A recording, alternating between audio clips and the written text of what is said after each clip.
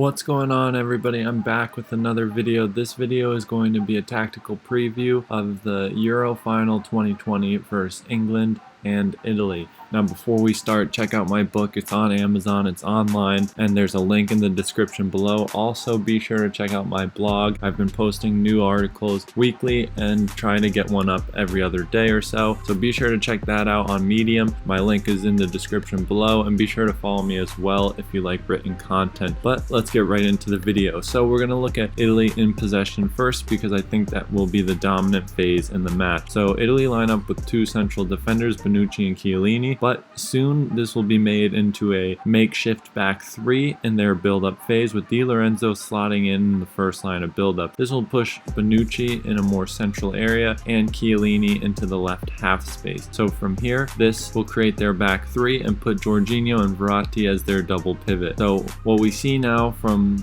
Italy is a lot of variation. Sometimes they do go with a double pivot, but a lot of times Jorginho is more than capable of being the single pivot in possession of the ball because of his qualities to handle a high amount of pass volumes. This will push Verratti further forward into the left half space, or he could even push into a more central area, but typically he'll be going into the left half space, maybe off-centered, deeper, but primarily in the left half space in some way, shape, or form. He'll occupy this zone. I anticipate it being more between the lines, but we can see. From here, Insigne will also invert and Emerson will hold single width on this left side. So with this, Insigne and Verratti in the same space between the lines in the left half space, we can expect some sort of movement to take advantage of this. So whether this is Verratti fading out, Emerson going wide, and then allowing for progression in the wide area, or vice versa. We can also expect Verratti to maintain his position as the double pivot, allowing Insigne a little more freedom in the half spaces between the lines. But how England will probably respond to this is through a more man-oriented marking system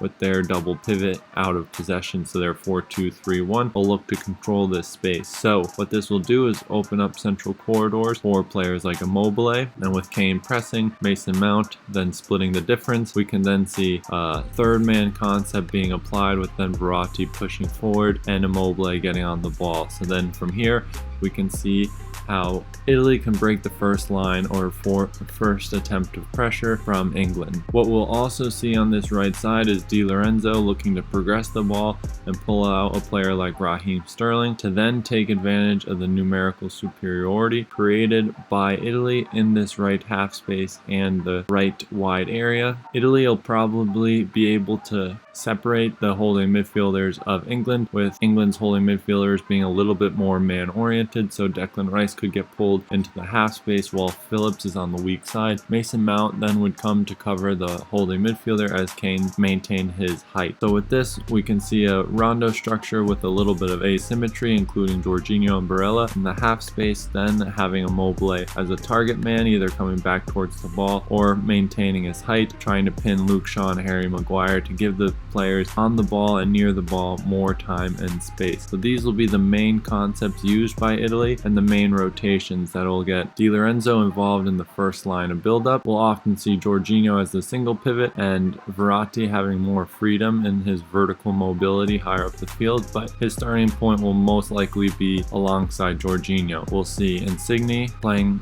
more inverted off the wing, but varying his position as well with the movement of Emerson. Barella mirroring Insigne's inverted position, and then Chiesa looking to isolate himself 1v1 and Emerson holding the width on the weak side. Then we obviously have Immobile as our lone striker in a forward position. England in possession now, going with their double pivot and two central defenders.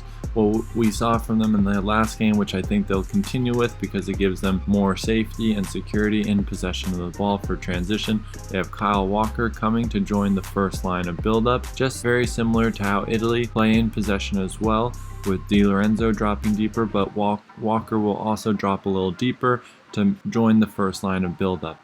We often see then from this Declan Rice coming as the lone holding midfielder and Calvin Phillips playing more as an 8, varying his positioning in terms of his height in the right half space.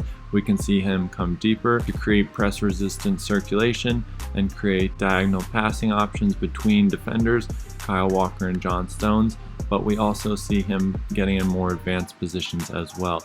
Mason Mount will have a little bit more of a free role in his natural number 10 position, favoring the half spaces in his movement, but also playing the central corridor, playing in and around Jorginho, trying to get on the ball with blindside movements and really target Jorginho's defensive attributes. The wingers will play a big role in asymmetry, with Raheem Sterling dropping into the left half space a lot of the times, and now we see the midfield structure starts to become a little imbalanced and a little too asymmetric.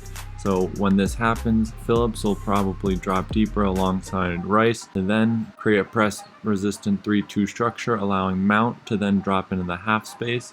And now this opens up the space for Harry Kane to drop into and try and receive the ball. This will happen after the press is attracted by Italy, and now they have space to play into Kane and then look to get a third man movement, but with players like Saka making inverted runs off the wing and in behind, trying to target the space left behind Italy's back line. Italy will look to stop this with a 4-1-4-1 or a 4-5-1, with their advanced midfielders pushing on to the holding midfielders of England and Jorginho left between the lines to give them cover, as well as the wingers looking to step up and press the 3 central defenders or the first line build-up of England. And England have a few different variations they use, with 2 central defenders and allowing Walker to play a little bit higher up. So typically if the ball is able to be progressed and Saka makes this run narrow, we can often see John Stones in the half space and Harry Maguire controlling the center